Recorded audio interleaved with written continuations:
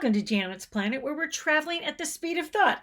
And today we are going to hop into the Wayback Machine and take a look at the history of human spaceflight. Now, it all began way before humans were involved. It was called the Great Space Race. First of all, Russia puts up Sputnik, the first ever satellite. We're all going, what are they looking for? What are they doing? And then the Americans put up Explorer 1. But all that can be done to assure perfection has been done. The moment is at hand. The countdown reaches 0. Fire command, fire command.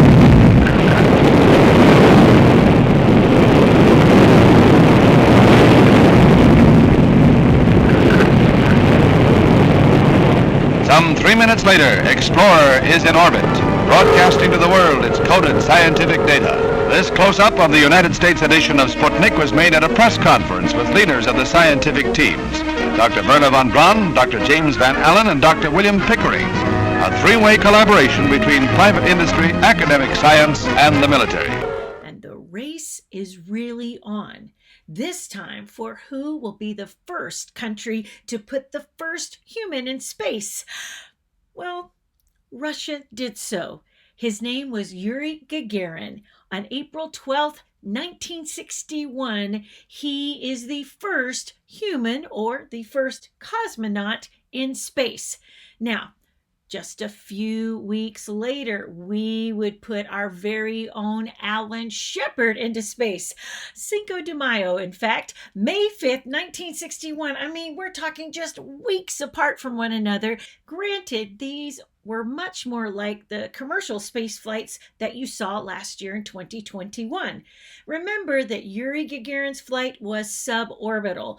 Alan Shepard's flight was suborbital, meaning it just blasted off from the Earth, it went up and came back down. Now, when we start talking orbital, that means that it actually went around the Earth. So, yeah, suborbital is up and back, and then orbital is actually orbiting the Earth. Now, this is where it gets very interesting. Watch these amazing speeches done by President John F. Kennedy in May of 1961. I believe that this nation should commit itself to achieving the goal before this decade is out of landing a man on the moon and returning him safely to the earth. We choose to go to the moon in this decade and do the other things, not because they are easy, but because they are hard. This is a most audacious statement. A Saturn V is built to launch the astronauts to the moon. Lunar landers are designed to land humans safely on the moon, and the race is on to do it by the end of the 1960s. When we go back and we remember the words of President John F. Kennedy saying, "We choose to go to the moon in this decade and do the other thing, not because they are easy, but because they are hard." Remember, we humans, we like to attempt the hard things. We're really actually good at solving problems and coming up with solutions. But President John F. Kennedy wanted us to get to the moon by the end of the decade and especially beat the Russians to the moon. So here it begins. We're doing all of these tests with Mercury and Gemini, and now it is time to start testing for the Apollo missions that will take us all the way to the moon, have humans set foot on another celestial body for the very first time in history, and see what else we might be able to accomplish. Let's talk about Apollo 1. Space is hard, boys and girls. You're looking at the crew of Apollo 1. Roger Chaffee, Ed White, and Gus Grissom. They were going to be the first crew to test out a lot of the mechanisms of the Apollo mission and the particular spacecraft that would get humans to the moon. Unfortunately, they died on the launch pad in a fire during a flight pretest. Now, here's what's interesting. There was a handle on the outside of that spacecraft. Remember, the astronauts all got in, they were buckled in and ready to go, but there wasn't a door handle on the inside. Nobody had thought about should they need that. I mean, they were going to need the crew to open up the hatch from the outside, buckle them in, see you guys later. We'll be here to open up the door when you get back. But they were pumping in pure oxygen. Something sparked, and oxygen is very flammable, and a fire burst out, and there was no way to escape from the inside. And by the time the people on the outside knew what was happening on the inside, it was too late. Remember these names: Ed White, Gus Grissom, and Roger Chaffee. The entire space program is built on these brave souls who dared the impossible for the good of us all, to see if human space flight is really possible. So I always like to light a candle in their honor. NASA would grieve the loss of these great astronauts and work tirelessly before sending humans again out to the launch pad. Apollo 7 blasted off, and in their words, they will share the pressure they were feeling to succeed. 4, 3, 2, we have ignition. Commit liftoff. We have liftoff. When I look back towards the period of time when our crew, it's Wally Schraub, Don Isley, and myself, when we got assigned to a crew, it was going to be the second Apollo mission. And the first Apollo mission was Gus Grissom, Ed White, and Roger Chaffee. We had the same kind of spacecraft. I'm taking over a mission that my buddy was not able to fly. That was a tough one. So with that, we went through a lot of trauma. Gus would be the first person to say, let's get on with it. Do good work. And that was the kind of attitude I had going into Apollo. Apollo 7 became very important.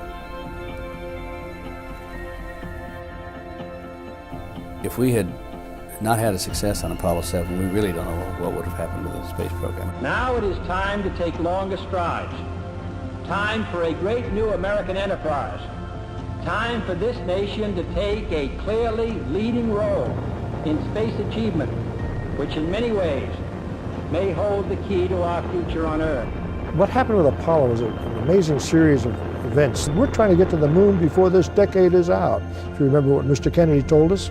We were smart enough to realize that going into space is different than just going up to 40,000 feet or going supersonic, down to those kind of things. And that's what appealed to us. I think that we wanted to be part of that.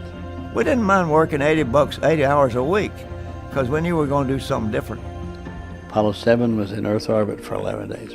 Today I would tell people about this. That was the longest, it was the most ambitious, and the most successful first test flight of any new flying machine ever. And it's still true today, 50 years later. In its complexity and in its application, that it has never been duplicated. That happened, 2 generations ago. What made it work was the teamwork that developed and the understanding of who was responsible for what. We as a team worked, everyone worked, so it showed that equality was necessary. We learned so much in science, space technology, computers much smaller, semiconductors. All of this was from the space program. Back then the objective was to get there. Now our objective is to stay there. We're going to go with a sustainable architecture. The next frontier is going to have to be Mars. And there will come a time when humans will go to Mars. Given a clear goal, I think humanity can accomplish anything.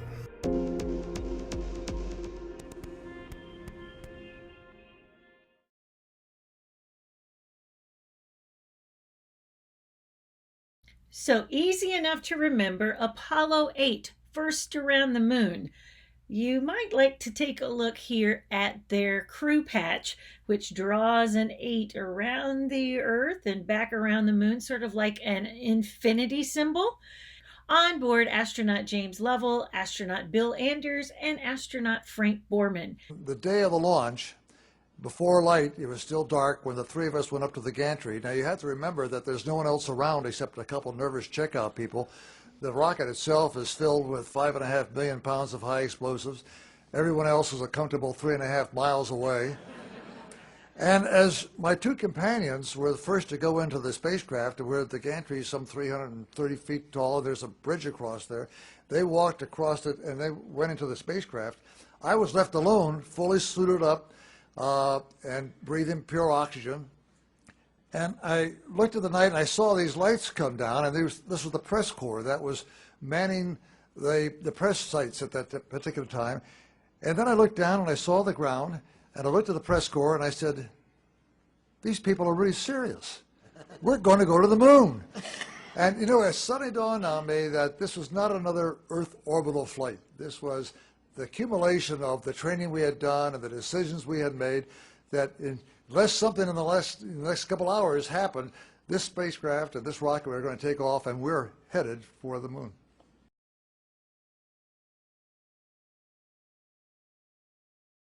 Bill Anders is actually the person who took this famous photograph called Earthrise. So whenever you see that, you can tip your hat to astronaut Bill Anders. Apollo 8 also has another distinction. They were the first crew to spend Christmas in space. Apollo 9 would quickly follow after Apollo 8. Astronaut James McDivitt, astronaut David Scott, and astronaut Rusty Schweickart. Again, amazing people that were testing out all of the hardware, making sure it was indeed ready for the lunar landing. And here we are now at Apollo 10, mere months away from July 16th, 1969. It's very interesting about this crew. NASA was a little bit afraid because remember, all of these gentlemen were amazing fighter pilots, and they were a little nervous that this crew could go, hey guys, we're so close, how about we go ahead and go down there? They didn't. But here are a few interesting things that happened on their mission. Again, they came within 8 nautical miles of the surface of the moon. On the backside of the moon, they thought they heard eerie music. Doo-doo-doo-doo-doo-doo-doo. Could have been radio interference. Nobody knows. I want to ask you a question before I show you an image. If you knew that tomorrow morning you were going to blast off and go back to the moon, what would you have for breakfast? Oh, that sounds good. Ooh, that's a little heavy.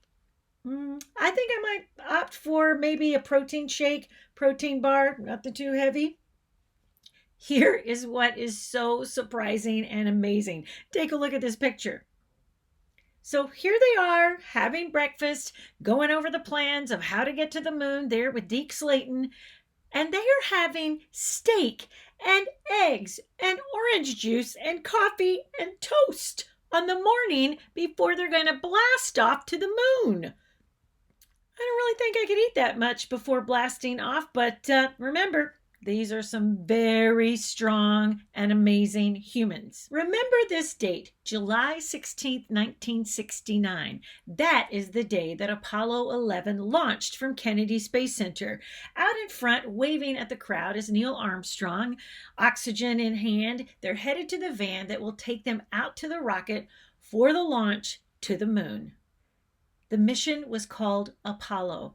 And on July 16, 1969, there they go. In that beautiful Saturn V, Neil Armstrong, Buzz Aldrin, and Command Module pilot Michael Collins. It would take them about 3.5 days to get to the moon. As they disconnected from the command module, Michael Collins is orbiting the moon. Neil and Buzz are heading down to the surface of the moon in the Lunar Module, when Neil notices that the onboard computer is steering them dangerously close to this crater, and nobody's landed on the moon yet, so they don't know if they can blast off if they land down deep in a crater. So with just 30 seconds of fuel left, he seizes control of the craft, leaving mission control nothing to do but just kind of like go, oh, what's he doing? And with 20 seconds of fuel left, the craft touches down. Contact light. Okay, engine stop. We copy you down, Eagle. Listen, Tranquility Base here. The Eagle has landed. Now, it would take several hours before they would be fully dressed in their spacesuits, ready to open the hatch, go down that ladder, and this is when we hear Neil Armstrong say his very famous words. At the foot of the ladder, the LEM footbeds are only depressed in the surface about 1 or 2 inches, although the surface appears to be very, very fine-grained as you get close to it. It's almost like a powder. Ground mass is very fine. Yeah, I'm going to step off the LEM now.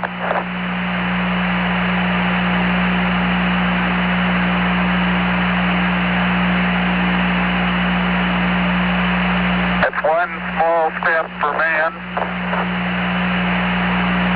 one giant leap for mankind. But he had rehearsed it to say that's one small step for a man, one giant leap for mankind. But as you can hear, we don't really hear the word a. And in my opinion, he ended up with something rather even more poetic. Roger, we'd like to get both of you in the field of view of the camera for a minute. Yeah, I think something rather important is coming up here. Neil and Buzz, the President of the United States is in his office now and would like to say a few words to you. Over. That would be an honor. Go ahead, Mr. President. This is Houston out. Hello, Neil and Buzz. I'm talking to you by telephone from the Oval Room at the White House. And this certainly has to be the most historic telephone call ever made from the White House. I just can't tell you how proud we all are of what you have done. For every American, this has to be the proudest day of our lives. And for people all over the world, I am sure that they too join with Americans in recognizing what an immense feat this is. Thank you, Mr. President. It's a great honor and privilege for us to be here representing not only the United States, but men of peace of all nations, and with interest and a curiosity and with a vision for the future. Honor for us to be able to participate here today. Hundreds of millions of people around the world are watching this amazing feat. So that you get an understanding of a lunar lander, let's check it out by using this 3D animation. What should our landing vehicle look like? Early artwork got their ideas from science fiction, then we started building prototypes. This one had 5 legs. Our astronauts will want to see outside, so let's make a cockpit with some windows. The final design has only 4 legs and the windows are much smaller to save weight. For comparison, here's the size of a person. The Lunar Module was designed and built in Bethpage, New York by the Grumman Corporation. It took hundreds of engineers and most of the 1960s to complete. It was originally called the Lunar Excursion Module, or just LEM. Eventually, the word excursion was dropped from the acronym, but everyone still pronounced it the same, LEM. It was a long process to get this machine all the way to the surface of the moon. It was launched aboard the Saturn V rocket and then went to the moon along with the service module and command module. These 3 parts together are what we call the Apollo spacecraft. The LEM was the only part that goes down to the surface of the moon. It was the first spacecraft designed to only operate in the vacuum of space. So, for example, the command module needed to be really aerodynamic for the launch through the Earth's atmosphere. The LEM wasn't exposed until it was in outer space. Since there's no air up there, the outline really doesn't matter. This is part of why you get a spacecraft that looks unlike anything we've ever seen before. Starting with the famous Apollo 11, there were a total of 6 moon landings covering a span of about 3 years. Apollo 13 had an accident in space and was forced to come home early without landing on the moon. Earlier missions tested the lunar module in Earth orbit and then once in lunar orbit without actually landing on the moon. More Apollo missions were planned but were canceled due to budget cuts. The LEM was split up into two parts, the ascent stage and the descent stage. For the landing, both parts went to the surface of the moon. When it's time to leave, only the ascent stage leaves the surface, which means that each of the Apollo moon landings left behind a descent stage. Let's zoom in for a closer look. There were 4 legs attached to the side, originally in the retracted position so that the lunar module would fit into the Saturn V for launch. Then once they're getting ready to land, the legs are extended. 3 of the legs contained a contact sensing probe which told the astronauts that they were close enough to the surface to shut off the descent engine. This leg has the ladder, which the astronauts can climb down. On the left side of the ladder, there's a container which holds the American flag. The shape of the descent stage is somewhat of an octagon. Here's what the structure looks like underneath. Inside, there were 5 box-shaped compartments. The center one contained the descent engine, which was used for landing on the moon. In order to light this engine up, we'll need 2 oxidizer tanks and 2 fuel tanks. They both feed right into the engine. This gives us the propulsion we'll need to safely land on the moon.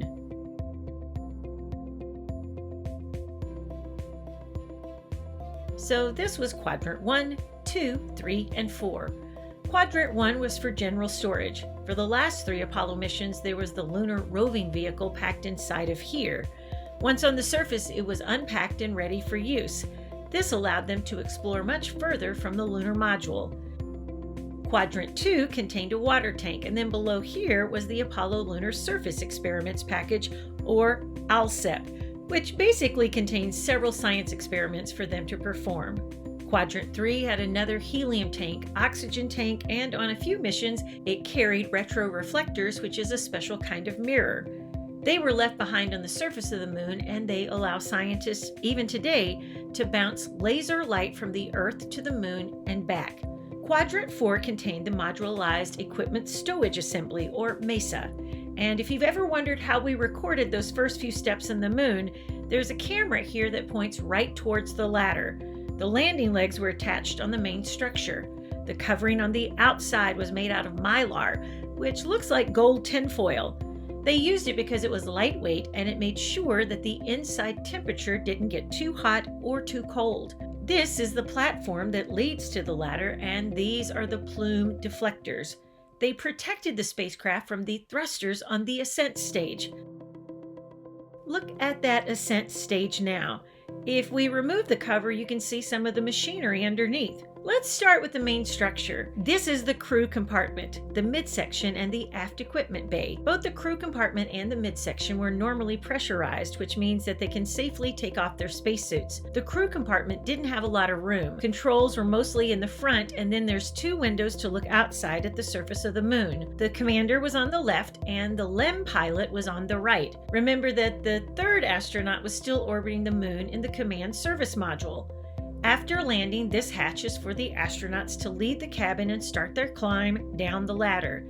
In the midsection, you'll find more equipment and this cover, which protected the ascent engine, and of course, the tunnel to dock with the command module once back in lunar orbit. The aft equipment bay has more oxygen and helium tanks, as well as other electronics for the LEM. There's a fuel tank here and a smaller oxidizer tank here. This is the reason that we have these bulges on the side here. Both of these tanks feed right into the ascent engine, which was used to blast off the surface of the moon. On the outside is the Reaction Control System, or RCS. It's an arrangement of 16 thrusters in groups of 4. It was powered by fuel and oxidizer tanks on the side here. During the flight, these thrusters could be used to maneuver the lunar module.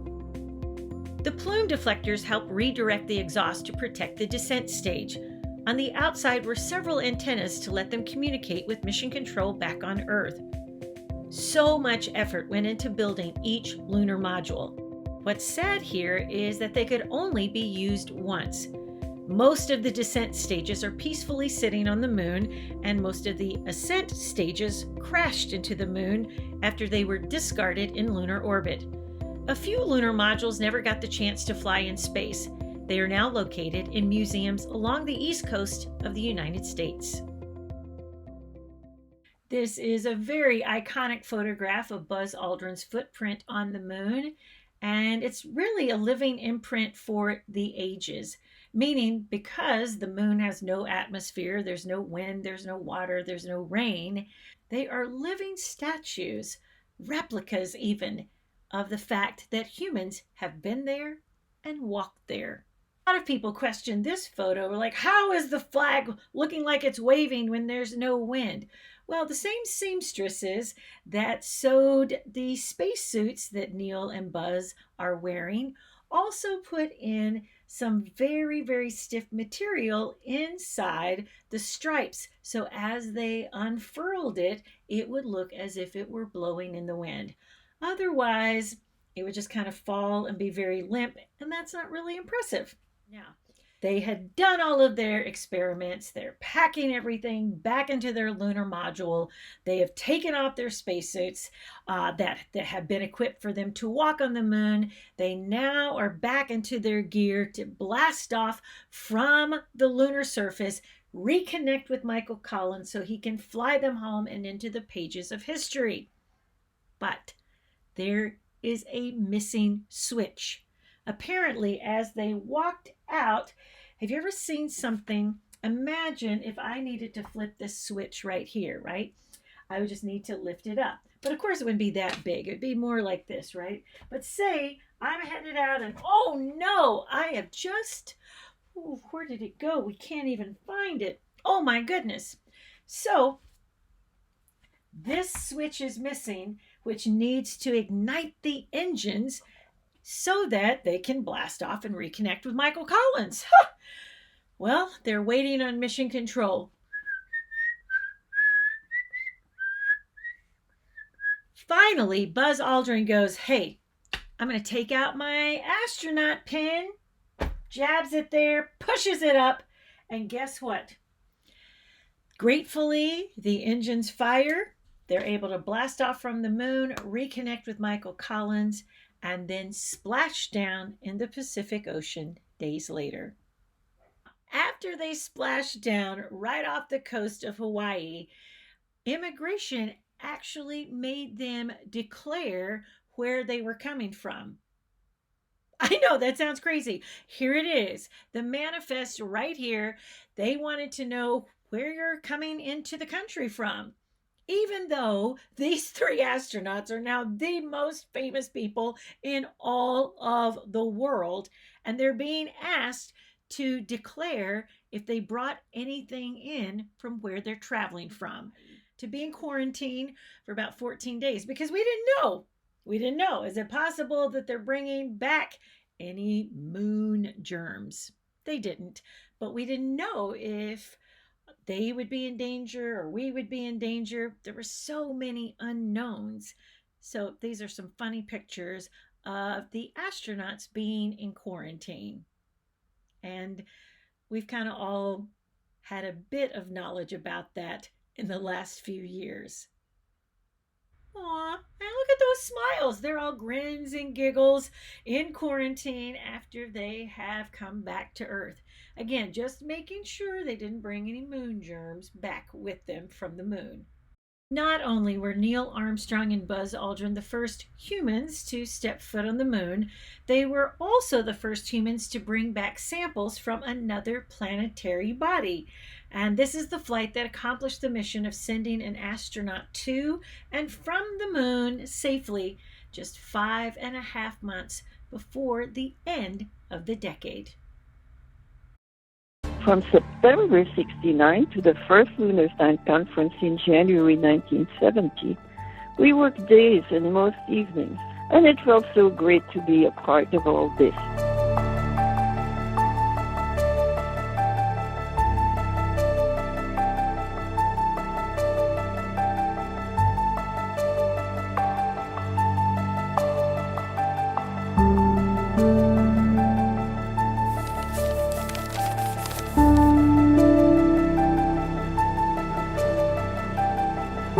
It's really the gift that keeps on giving, because we can continue to analyze them with techniques that weren't even dreamed of when Apollo 11 launched 50 years ago.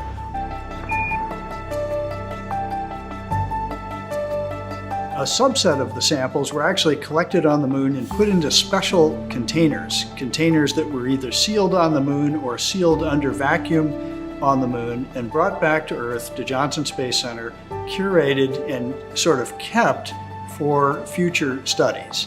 The important thing about that deep sample is that it was deep enough that actually the material would have been very cold, frozen in fact. And so it may contain some of the volatile elements, including things like water or OH, that may exist in some of the very coldest parts of the moon. So we'll be opening the upper part of that drive tube and the lower part of the drive tube as part of the research projects that got funded.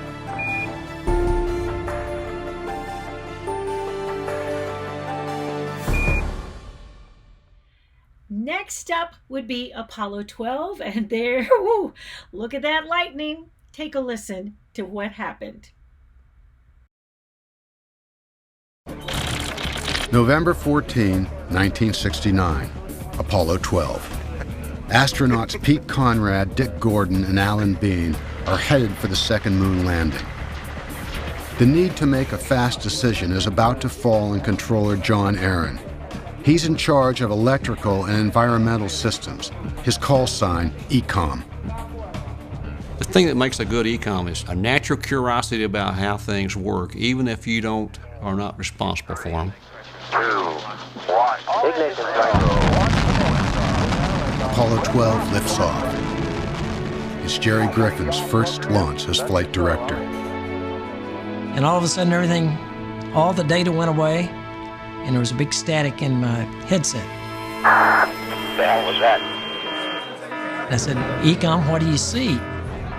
I looked down at all of my telemetry data, the readouts from the spacecraft, and they were nonsensical. In the spacecraft, astronaut Alan Bean has no clue either. Lost the platform, gang. I don't know what happened. Lights pop on. The alarm system comes on. More lights than I'd ever seen ever in the simulator. I mean, there was main bus A, main bus B. I got 3 fuel cell lights, an AC bus light, a fuel cell disconnect, AC bus overload, 1 and 2, main bus A and B. It's an electrical failure. The command module has lost main power. Emergency batteries take over, but they'll only last 2 hours. Mission Control is facing a launch abort, jettison the spacecraft, and blow up the Saturn V. Now John Aaron's curiosity pays off. A year earlier, during a test, he had seen a strange pattern of data and had learned about an obscure switch inside the command module that could fix it. I had seen that pattern before, and it had been 1 year since I had seen it. But it was like that pattern was written in my mind. The Saturn V's engines keep burning, but the command module on top of the rocket is barely alive, powered only by emergency batteries. Everyone expects ECOM to abort. Then Aaron makes a different call. I said, flight, tell them to take the SCE to aux. Flight comes out, SCE to aux. And I said, what? Say again, SCE to aux. SCE to aux. I said, what's that? It was some obscure switch, signal conditioning electronics to auxiliary. I turned to the Capcom and Jerry Carr, and I said, SCE to aux, Capcom. And Carr said, what? Mission Control comes back and says, Try SCE to auxiliary, over. SCE to auxiliary. SCE to auxiliary. What the hell is that? SCE to auxiliary. Turned out Al Bean knew where that switch was. It was back over his shoulder. He threw the switch and we got all of our data back and we could see what the problem was. We got it back, flight. Looks good. Okay. Later analysis reveals Apollo 12 had been hit by lightning, which traveled down the rocket's exhaust to the ground, knocking the spacecraft's main electrical system offline. The obscure SCE switch wasn't designed for this situation, but it works. Thank God for Mission Control. Thank God for Mission Control. I didn't have any idea what to do. Pete Conrad broke out in nervous laughter. You know what it did? I know what it is. He laughed all the way into orbit. I never saw so many lights on the floor, so many lights before I couldn't read them all. Apollo 13 could not complete its mission because of an explosion in one of the oxygen tanks, which forced them to orbit the moon and return to Earth without ever landing on the moon's surface. Super disappointing for the astronauts on board. Okay, Houston, we've had a problem here. Can say again, please. Houston, we've had a problem. It was plagued by bad omens and bad luck from the very beginning. Looks good here, flight. Good agreement.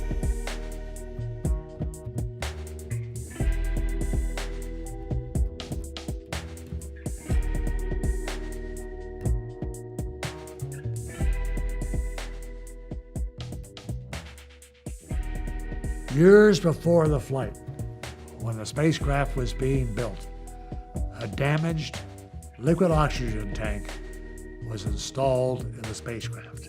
The tank had been dropped on the factory floor. A little piece of plumbing and prevented the normal procedure for removing oxygen after a routine test prior to the flight. And then on the day before flight, we filled up the tank again with liquid oxygen, and it was a bomb waiting to go off.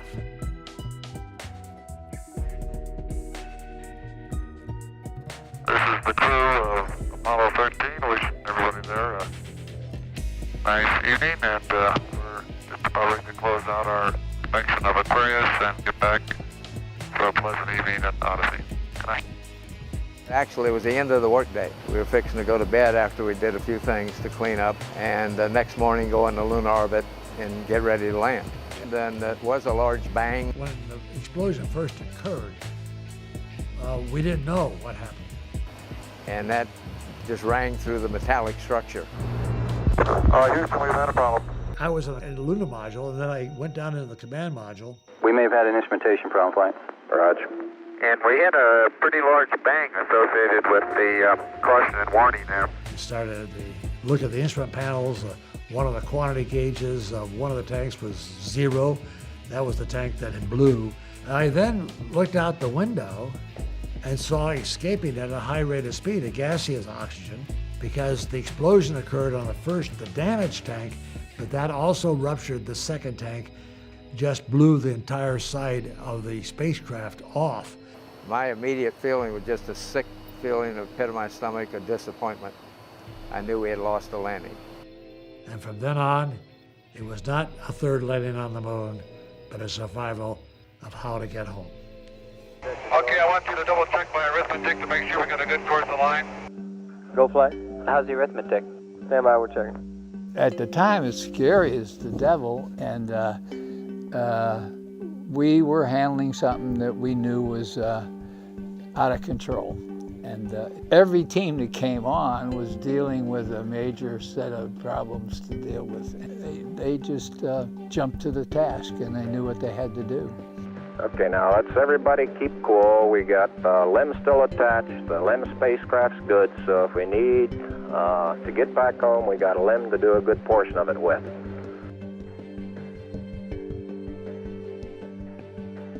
One of the biggest things we had to do in the dying moments of the electrical system in the command module was to transfer the guidance system and transfer the angle numbers from the command module to the lunar module.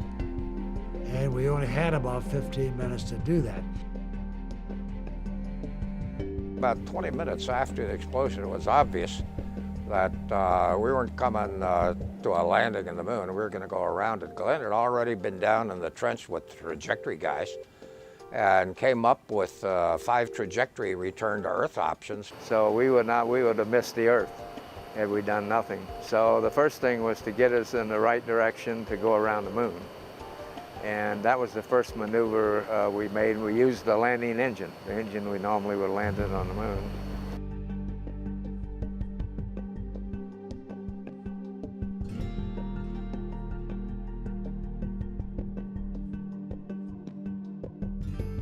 Everybody seemed to be moving in the right directions without being directed.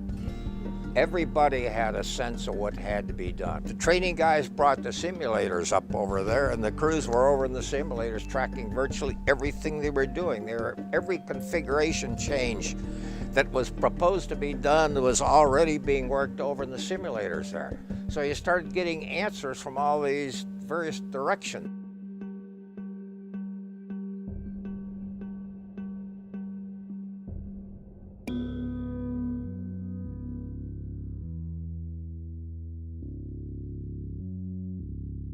The command module was very wet. There was water everywhere. In the LEM, there's no inner walls, so you could see water on all the connectors, wire bundles, plumbing, every turn, a glob of water. And the command module, we actually had to get towels out to wipe off the instrument panel to see the instruments. We copied that report from Jim Lovell of service module separation at 138 hours. And there's one whole side of that spacecraft missing. Is that right? Okay, copy that. Farewell, Aquarius, and we thank you. So it was a question of getting this entire world geared and oriented to one single job: get the crew home. Teamwork was necessary. Good leadership, initiative to think outside of the box. When things go wrong, how do we repair them? Those are the three things that were absolutely necessary. I was most proud of being in this team that knew what they had to do, and there was no doubt about it. The team completely faced up to what had to be done. In this case, it was a survival challenge that we were faced with. So there you are, we pulled that off.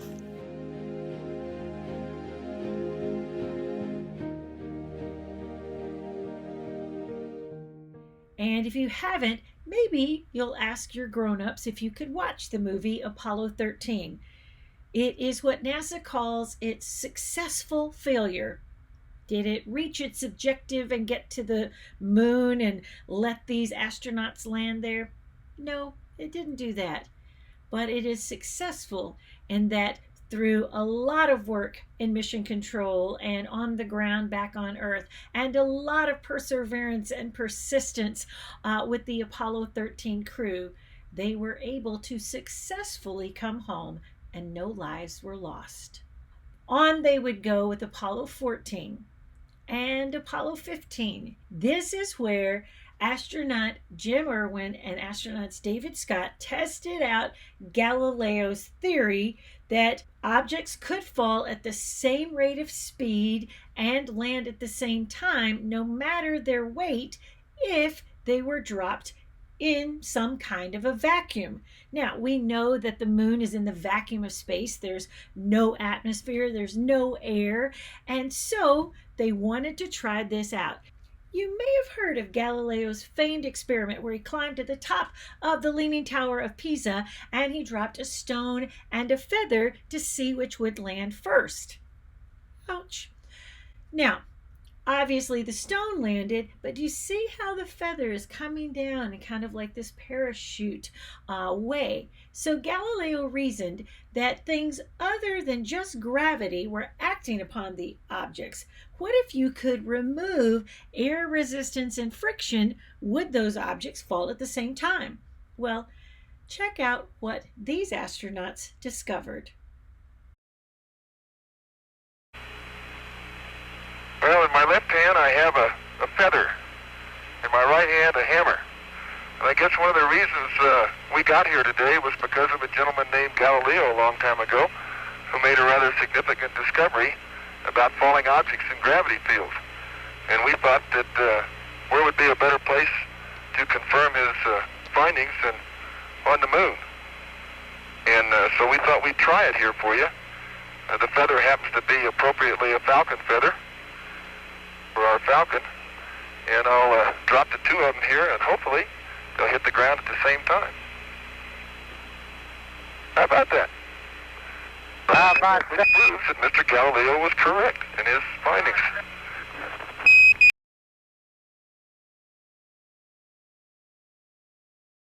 Imagine coming up with a theory, and 400 years from now, somebody tests it out on Mars and finds out that you were exactly right. Apollo 16, and finally in December of 1972, Apollo 17. Now, astronaut Gene Cernan is famous for many things. He was an incredible astronaut, but he was also the last man on the moon. He left a plaque which read, "Here man completed his first exploration of the moon, December 1972. May the spirit of peace in which we came be reflected in the lives of all mankind." And that, my friends, is the last time that humans have visited the moon. But a new day is here. We've just been talking about the Apollo mission and the Apollo generation. But do you know that you are the Artemis generation? 50 years ago, we pioneered a path to the moon. The trail we blazed cut through the fictions of science and showed us all what was possible. It's very pretty out here. Today, our calling to explore is even greater. To go farther, we must be able to sustain missions of greater distance and duration. We must use the resources we find at our destinations. We must overcome radiation, isolation, gravity, and extreme environments like never before. These are the challenges we face to push the bounds of humanity. We're going to the moon to stay by 2024, and this is how. This all starts with the ability to get larger, heavier payloads off-planet and beyond Earth's gravity. For this, we designed an entirely new rocket. The Space Launch System. SLS will be the most powerful rocket ever developed. And with components in production and more in testing, this system is capable of being the catalyst for deep space missions. We need a capsule that can support humans from launch through deep space and return safely back to Earth. For this, we've built Orion. This is NASA's next-generation human space capsule. Using data from lunar orbiters that continue to reveal the moon's hazards and resources. We're currently developing an entirely new approach to landing and operating on the moon. Using our commercial partners to deliver science instruments and robotics to the surface, we are paving the way for human missions in 2024. Our charge is to go quickly and to stay, to press our collective efforts forward with a fervor that will see us return to the moon in a manner that is wholly different than 50 years ago. We want lunar landers that are reusable, that can land anywhere on the lunar surface. The simplest way to do so is to give them a platform in orbit around the moon from which to transition. An orbiting platform to host deep space experiments and be a waypoint for human capsules. We call this lunar outpost Gateway. The beauty of the Gateway is that it can be moved between orbits. It will balance between the Earth and Moon's gravity, in a position that is ideal for launching even deeper space missions. In 2009, we learned that the moon contains millions of tons of water ice.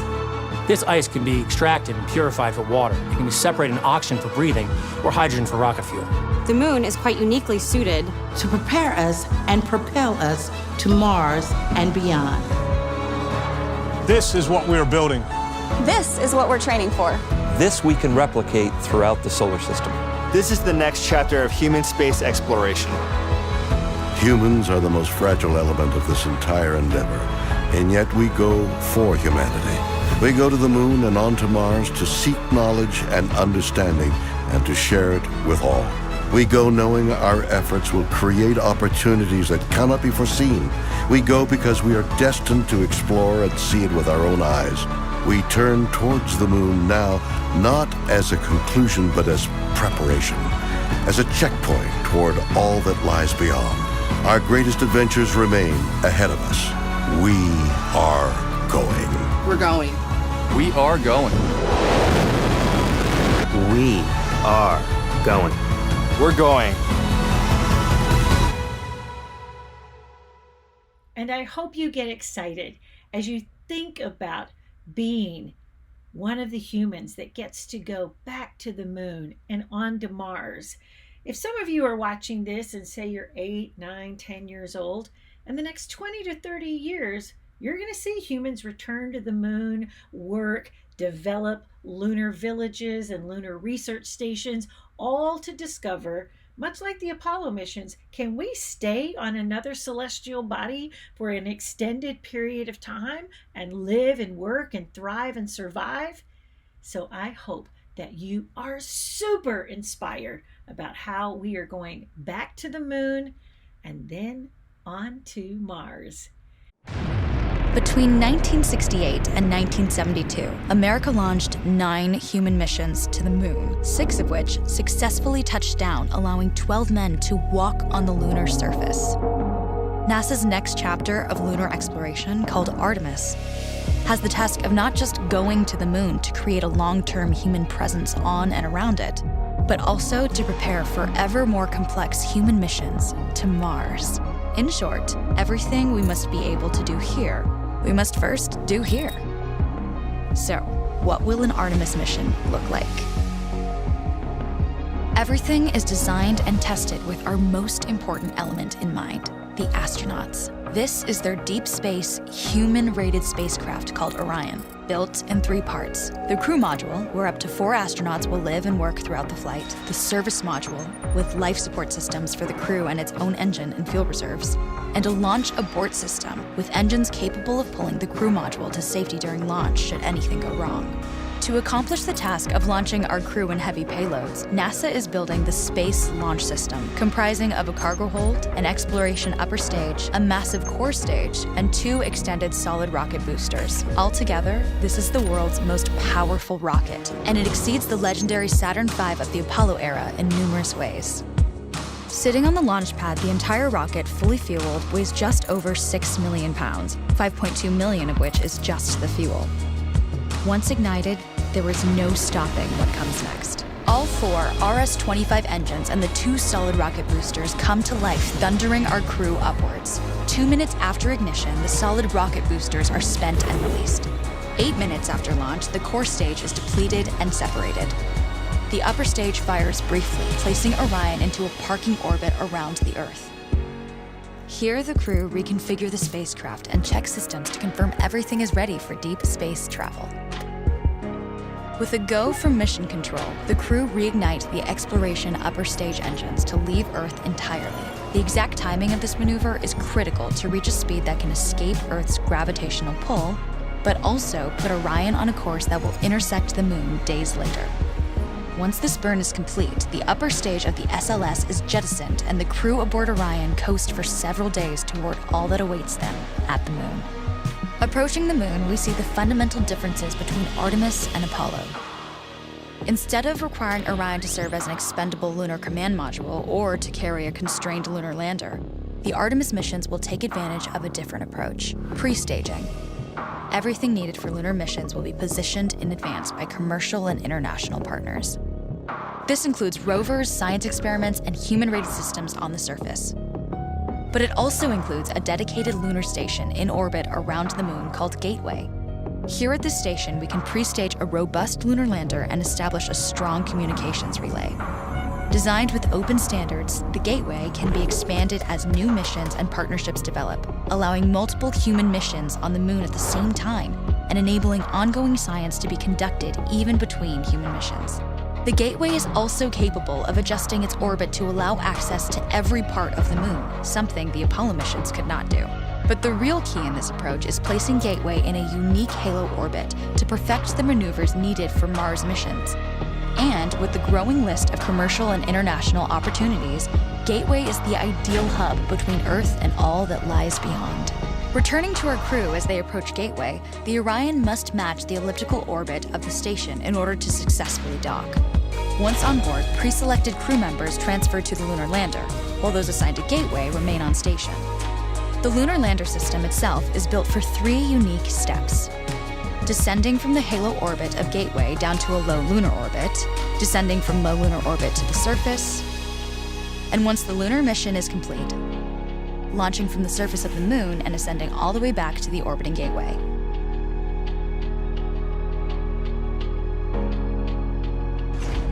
Once back aboard the Orion spacecraft and undocked from Gateway, the crew fire their engine once to break out of the halo orbit and once again to sling the spacecraft around the moon, placing it on a multi-day trajectory back towards Earth. As they near the end of this journey, the service module is released, and the crew module is oriented heat shield first. Entering Earth's atmosphere at 25,000 miles per hour, the friction of air slows Orion considerably, while also subjecting it to temperatures of 5,000 degrees. With the Orion now at just 300 miles per hour, a series of parachutes uniquely tested and produced for this moment deploy, decelerating the craft to just 20 miles per hour for splashdown. With each successful mission, Artemis ushers in the next wave of men and women to explore our moon and prove that together we are ready to go beyond.